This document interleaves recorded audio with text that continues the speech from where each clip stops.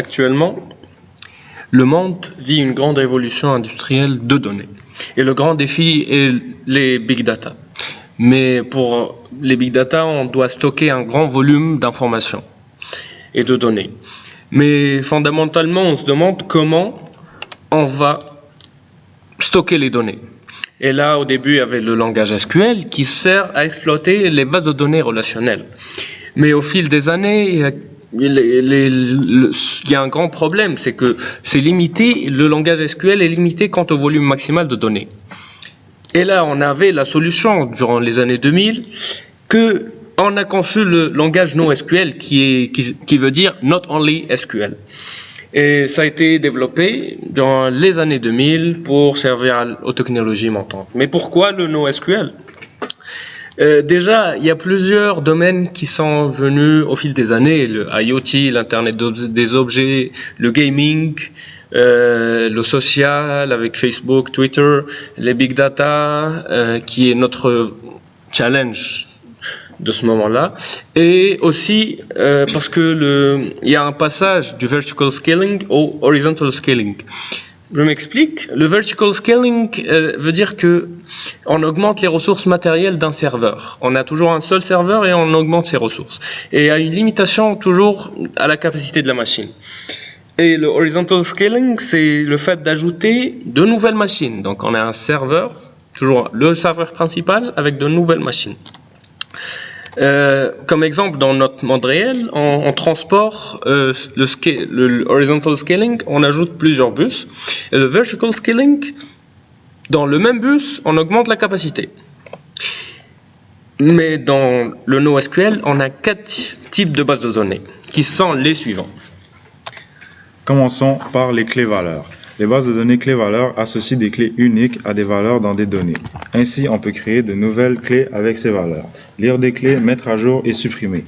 C'est simple à utiliser car les lectures et les écritures sont qu'un accès à un disque. Cependant, on ne conserve pas ces relations pendant un grand laps de temps. On peut retrouver ces bases de données dans le stockage d'un panier d'achat Amazon. On observe que les clés sont le type de produit avec son ID. Les valeurs pouvant être attribuées à ces clés sont des produits bien précis. Ensuite, nous avons les bases de données orientées documents. Les bases de données orientées documents reposent sur le principe de clé-valeur. Dans ce cas, la valeur est un document. Ce type de base de données est utilisé pour stocker des données semi-structurées sous la forme d'un document.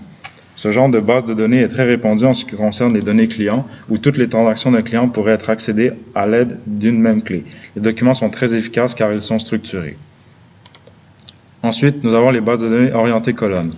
Les bases de données orientées colonnes sont optimisées pour une extraction rapide de colonnes de données. C'est ce qu'on utilise pour des applications analytiques. Bien que ces bases soient flexibles, elles ne sont toutefois pas adaptées aux données interreliées. Ces bases de données sont très bien adaptées au stockage de nombreux événements devant être régulièrement mis à jour, notamment les suivis de colis que l'on pourrait retrouver sur des sites d'achat en ligne comme Amazon. Pour finir, nous avons les bases de données orientées graphes. Ces bases de données se basent sur la théorie des graphes pour stocker des données en faisant appel aux notions de nœuds. Elles permettent une meilleure représentation du monde réel. Par conséquent, ces bases de données sont bien adaptées au traitement de données des réseaux sociaux et géographiques. Ce modèle est beaucoup plus rapide pour le stockage des données fortement connectées.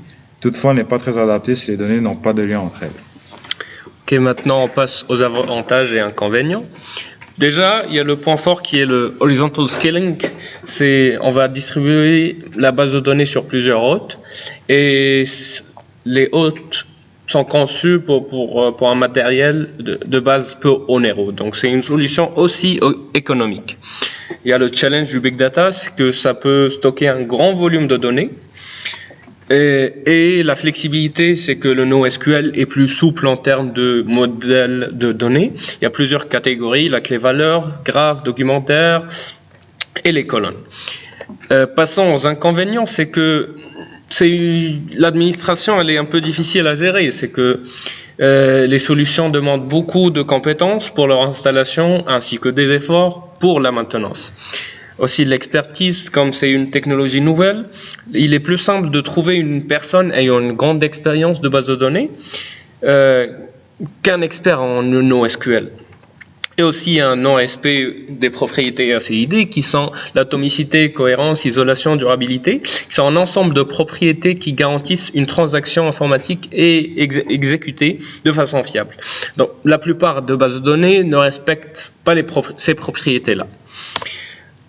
Pour conclure, les grandes sociétés qui travaillent avec cette base de données, ce langage, sont Facebook, eBay, Amazon, Cisco, qui veulent vraiment gérer leur grand volume de bases de données. Mais actuellement, on peut voir entre le NoSQL et le SQL une certaine complémentarité, que des fois on doit compenser côté performance et rapidité à la place du grand volume. Donc ça dépend vraiment du besoin de chaque société. On est arrivé à la fin. J'espère que le dernier Avenger sera à la fin de la série. Et merci.